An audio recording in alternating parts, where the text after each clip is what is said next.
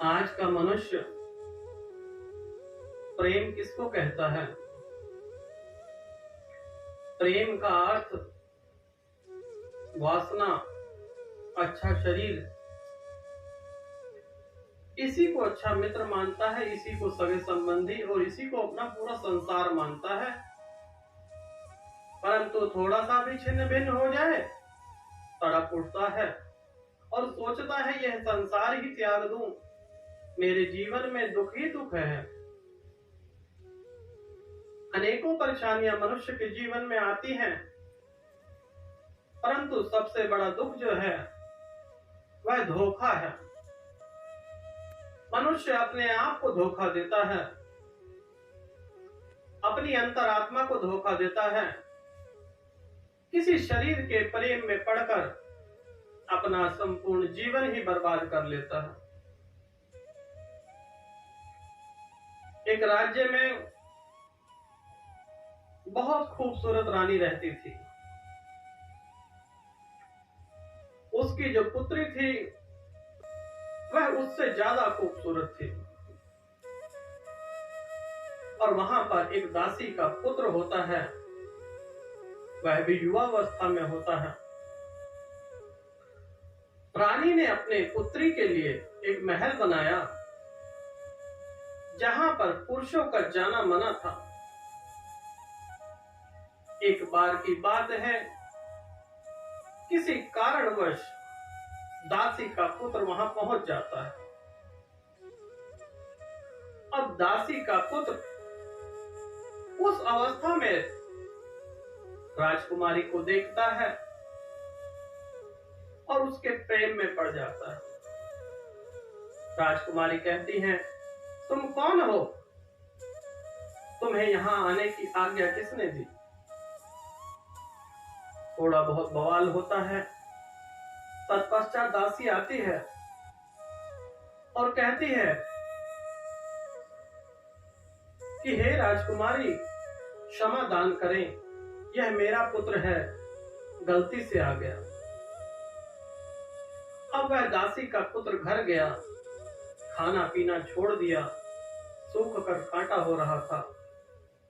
माता से देखा न गया। माता ने पूछा कि बेटा क्या कारण है? तो बेटा कहने लगा कि मां, मुझे राजकुमारी से विवाह करना है और वह मुझे बहुत पसंद है, मैं उसके प्रेम में पड़ गया।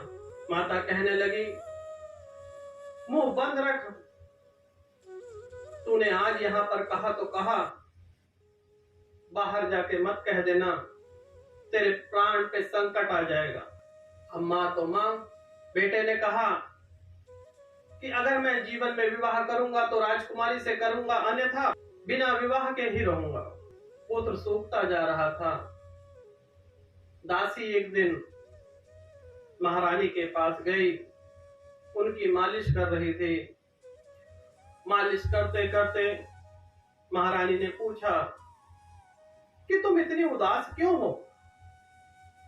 क्या परेशानी का कारण है?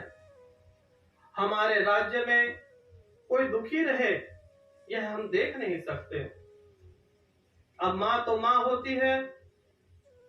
माता ने कहा कि महारानी, अगर प्राण दान की आप आज्ञा दें और मेरी वाणी को क्षमा करें तो मैं एक बात बोलना चाहती हूं।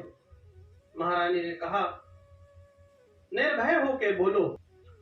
दासी कहने लगी कि मेरे पुत्र को आपकी पुत्री से प्रेम हो गया है और वह कहता है कि मैं उसी से विवाह करूंगा, अन्यथा संपूर्ण जीवन कुंवारा ही रहूंगा। तो रानी कहने लगी, इसमें घबराने की क्या बात है? राजकुमारी का विवाह एक ना एक दिन तो होना ही है। हमारे कुछ नियम हैं, कानून हैं, उसके हिसाब से अगर तुम्हारा लड़का तैयार हो जाएगा तो हम उससे विवाह करा देंगे। रानी ने उस मां की बात को सुना और उसे तसल्ली देकर भेज दिया। अगले दिन वह अपने पुत्र के साथ रानी के सामने बैठ गई तो रानी कहने लगी कि पुत्र तुम क्या करते हो, अभी तुम योग्य नहीं हो, तुम्हें योग्यता प्राप्त करनी होगी, तुम्हें एक राजकुमार के भांति बनना होगा और तत्पश्चात तुम मेरी पुत्री राजकुमारी से विवाह कर सकते हो। परंतु हमारी एक छोटी सी शर्त है,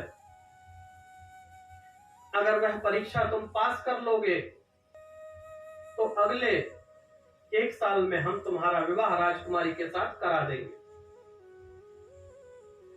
दासी के पुत्र ने कहा मुझे मंजूर है, क्योंकि वह प्रेम में पड़ा हुआ था, अंधा प्रेम, जो शरीर के प्रेम में वह मान गया।